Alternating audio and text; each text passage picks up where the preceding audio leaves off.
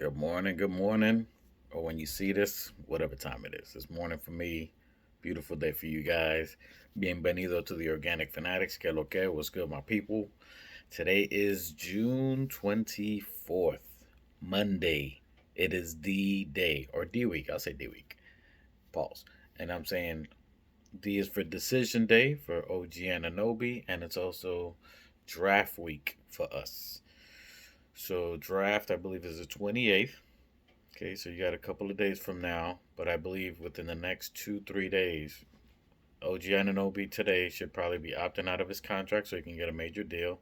He has to do that, so don't do what flip out. He's opting out. Oh my God, he's leaving. He's just opting out so he doesn't take that only 1 year deal so he can get a max deal. He's about 20, he's going to be 27, so this is going to be his last major hurrah as far as getting a big major deal. So this is a big deal for him. He's opting out. See what New York can give him. I'm pretty sure we already have a number that we wanted an idea of where he wanted to be. Leon Son, his agent, probably gave him an idea of what he was looking for, what he wanted prior to him being traded for. That still doesn't mean that that's what he's going to accept. This is probably his last time that he'll be able to test free agency for a major deal. So by him opting out, that gives him about a week till July 1st to make a decision on what he's going to do. I mean, if you're going to be a free agent, if you're in his shoes, could be your last major deal. See what you want to do out there. Ideally for you would be playing for the Knicks. You made a big impact on the road. They appreciate you who you are there. You're wanted there. It's a major market. You impact winning. You were close to getting to the Eastern Conference Finals with your help. So you're a big contributor. You're a factor there. Plus, you're going to get a lot of money. So that is the best deal. However, you want to look around, see what the other dealerships can give you, right? So you want to see if anything else is worth your time and effort. Can you get more money elsewhere, just like iHeart? More likely, there would be options that you can probably get more money, but is that situation right for you? It has to check all the boxes for you. Yes, you can make a lot of money, but if you're in the sticks, maybe that's not what you want at that point in time in your career. So a big decision for iHeart, a big decision for OG. I want to say it's their last one, but this is probably their prime, right? From this contract to the end of the contract would probably be in their peak of their prime, and then after that would be a declining contract. So that's what you're looking for them today. It's a big decision for them. So you're gonna kick all the tires, look around, go to each dealership, see what dealership's got offers for you. Even though you want the Cadillac, you know the big V8 horsepower, you got it in New York, but you want to see what the other offers give you. Basically, what they're looking at there. So they're gonna look at all the offers. So don't be surprised. You're gonna hear offers and teams give them other offers. So don't freak out. They're gonna look at it. If the price is too high of what they're going for, if it's higher than what the Knicks want to pay, they still won't lose him. They'll sign and trade, which we obviously hope that is not the answer. We hope he's rolling with the homies. Um, he fits. So it worked out good. It was great with him and Randall. Ideally, he would sign with the Knicks. That's our hopes. We love him to stay. Great fit for us, unless someone's offering him some ridiculous amount of money.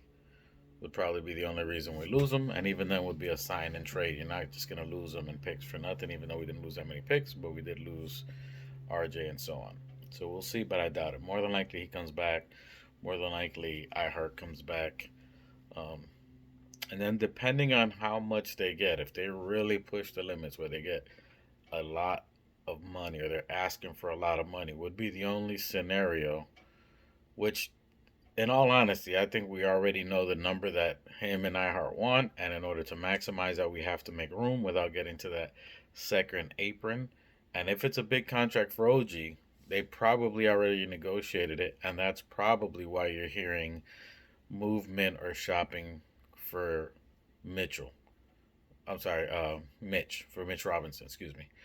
And not that we want it, but you got to make money. You can't hit a certain apron. That's probably the only reason why you're hearing about uh, Mitchell Robinson, which we all love. We never want to see him leave, but to make some money, either 14 million, that 14 million or so for Mitchell. That's usually in that bucket of if they're asking too much. Not saying that they're asking too much because they're deserving of it, but it exceeds the threshold of what Leon and the front office feel they want to reach when it comes to first tier apron, second tier apron, or flexibility. More than likely, flexibility. I don't think they're too concerned with the first apron. Second apron is where they're trying to do that. And if they're too high, you're not going to pay that much for two centers that are interchangeable. I think they're looking at keeping Precious. I think Precious is a no brainer, even if you give him just a 1 year deal, see where he's at, and then try signing him next year. He's too important to the team.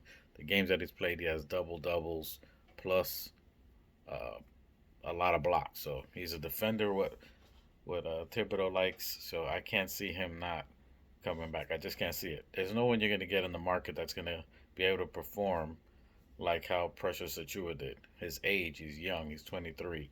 He fits seemingly with OG Ananobi. So if you lock OG Ananobi down, you got Precious who fits multiple positions, 3, 4, and 5, who plays well with the bench or the starting unit, just like Ihart did. So you got someone that's multi versatile, that plays tip style, who's young, aggressive, who can shoot. And this will be a first good season that he's going to be actually with Tibbs. This was him just thrown into the fire that he performed it like this. And now when he's going to get comfortable with Tibbs' system, Tibbs' rotations, playing with the other players in the summer, a full first training camp with him, it just makes too much sense to keep Precious, especially for the money. There's no one else, if you look down the line, the Jared Allens, no one else that can contribute or add how Precious did, especially at that value. It just makes too much sense. $8 million, someone who can give you double doubles and multiple blocks. I mean, he had 12 and 14 and 5 blocks in a game. He's had multiple double doubles, almost 10 in a row, or at least 10 double doubles. I mean, you're not going to replace that. So for him, I think it's a no brainer. So those three for sure, I think, are lock in. How they handle, as we said before, how they handle Bogey, it's a deal. Whether they give him a lot of money, whether they draft someone, if they draft someone that you're probably going to hear, if it's not done, if you see a big drafted and he's not traded, then that probably means Mitch got traded for the money. And then you're going to get an understudy for Precious, understudy for Ihart, which more than likely Precious is going to fill in. And then that rookie's going to just be sitting on the bench learning or playing in the G League. So uh, hopefully not. We want Mitch with us, but that's the only reason they're shopping him, for money. Clear up money to make room for the other signing. So his value is impeccable. Is there another team that can offer him bread? I think salute to Raw Hebrew, who did a show yesterday. If OKC was looking at trying to throw money at Ihart, they're not going to throw that much bread. So you get the second best thing, which is a better defender, better rebounder, Mitchell Robinson. Maybe you give up a pick, which you got plenty of them, to get someone that can back Chet Holmgren, solidify the defense. That's why they got Caruso to defend better. You got Caruso to spread the floor and defend at the point, and then you get a Mitchell Robinson to rebound and defend. You know, him and Chet Holmgren in the middle, even for 3 to 5 minutes at a time, would be crazy. I definitely don't want that. I'm not saying I want that. I want Mitch to be a Knick forever. Forever, ever? Yes. So it's going to be interesting. Just D week. You're going to see a lot happening now. Just control the emotions. And whatever it is, I'm rolling with it. Front office has done great by far, quite a bit. It is a business, people. This is the business aspect of basketball. So as much as we're a fan, as much as we're fandom, this is a business aspect of it, where unfortunately money matters, and all matters to the players and it matters to the organization, and they both got to be cohesive.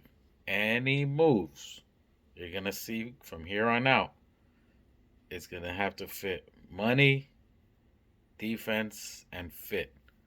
The fit for that position that we're looking for help. We don't need any more guards. There's gonna be no more guards unless a trade for like an Okoro. I definitely like Okoro.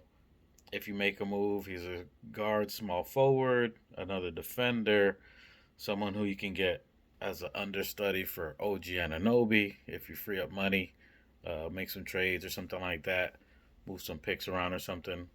We'll see if that's something later on, or maybe by trade deadline can happen if Cleveland implodes and they try to keep Mitchell. Can they resign him? We'll see. That's a possibility. I definitely like a Coral or something like that, but he would fit a need. Yeah, he would fit a defender. That's what we're looking for, our style of play defensively, someone who can back up. We're looking for benches because once you get iHeart as a starter, once you get OG and Nobi as a starter, that pretty much solidifies all your starters unless you get a very, very, very talented two guard, which is going to be very, very, very expensive. You're not going to substitute Dante DiVincenzo, who has a great chemistry with his best friend, Jalen Brunson, who they know each other, they played with each other, they know how to win. They're winners. You saw how clutch they came in the Philly series. You can't just plug and play that chemistry. You can't just take that out, put something else, and think that just because that player, regardless of how talented, is going to give you that vibe, give you that energy that these two did in that series. It's not going to happen. So more than likely, it's Jalen Brunson, Dante DiVincenzo, OG Ananobi, Julius Randle. You're not going to trade Randle. Him and Brunson are not going to extend this year. They're going to let these guys get paid, and then they get paid next year. That way, it's overlapping years. You can't pay everybody at the same time. More than likely, they're going to opt out next year, and then you deal with that then. But Julius Randle wants to be a Knick. He's getting good money. He wants to play in New York. They love New York. I think Julius stays for quite some time. I think he's going to hopefully be a Knick at least for another contract for sure and be in the rafters. Rafters Randle, that's my thing. Uh, so I think it's a bring it back. I'm on the bring it back camp. I think it's definitely possible to bring it back. Bogey is the only one. How you bring back? I think Bogey comes back anyway, regardless. I think Bogey comes back whether it's the 19 mil and then you trade him later on for somebody big if they got someone in mind or as the flexibility to trade somebody because you got to match money. You have to match money. That's the only reason you see 19 mil stay on the books. You have to match money. You can't just throw a bunch of players and they're going to give you whoever it is. You have to match money. So that's the important part. 19 mil, if they keep his 19, they're going to keep flexibility to possibly trade. Doesn't mean they will trade him. They're just keeping it. So by trade deadline, is there a team that could implode even more? The Clippers of the world, which I'm just throwing out. I'm not saying Clipper, Paul G. I don't think any of that. But there's other teams that may get rid of somebody good that we've been keeping an eye on that maybe we need to match some money. So that'll be the thing for Bogey. I think we can bring everybody back and then keep Bogey. We'll probably be at the first apron just under the short, somewhere around the 175 as a team. Pay a little extra bread, run it back, see how we do. And then you got to the trade deadline if you want to move around. So even though we're at the first apron, you're probably only doing it till trade deadline. If something doesn't work, then you make moves at that point in time. So you'll be at the first apron only for like 6 months. So, and I'm looking at Jalen Brunson, Julius Randle, Bogey, and possibly OG. I see them maybe getting rest early. Thibodeau seeing what he got, getting people in rhythm early. I see them missing out at least the first month. Heal, make sure they heal, make sure the timing's good, make sure they're good to go in practices. So that's later on. We'll go to some other videos. But overall, this is decision week. Decision for you should hear it sometime later today. It's 8:45 in the morning right now, so you're probably gonna hear it now. But he's definitely gonna opt out, or maybe right into a contract. Maybe they're making calls this very moment. They're calling all the other teams. All right, give me your final offer. What are you doing? Front office probably wants to know early, so that agent has been up since 3 in the morning, calling all the teams. Give me your best offer right now. What do you got? What do you got? What do you got? What do you got? Do it OG Ananobi. He'll opt out, and then you'll hear the news probably right after. I don't think it's going to be too short. Nothing more than 2 days. Anything more than 2 days would not be good. That they're considering or going back and forth, or maybe wanting more for the Knicks. But it's exciting. I'm not going to go too crazy with you guys jumping off the bridge. Paul George. There's not going to be any trades. It's going to be a run it back, or they ask for too much money and they're going somewhere. So don't be too surprised if you don't see nobody else in any uniform, no Paul Georges, none of that. It's going to be iHeart, OG, Precious, and Bogey. I think they're all coming back. Makes too much sense. You just missed one game from the ECF. Why would you chance something else when you're that close? It's the closest we've been in more than a dozen years. So if you got that far with what you did, why would you change the formula when we're just talking about money? You don't got to make no major moves. You don't need no draft picks. You don't got to do nothing crazy. You just resign. So guess what you do? You resign. Good money, good value contracts, keep the players happy.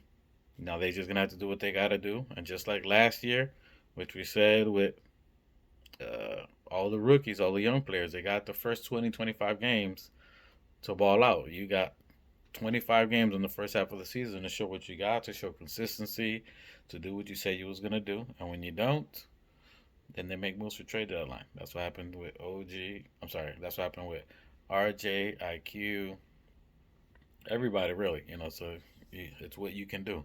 They were really young. We were going young, but anyway, you do what you got to do. I'm looking for everybody to get re-signed back. Hashtag run it back. That's what we with.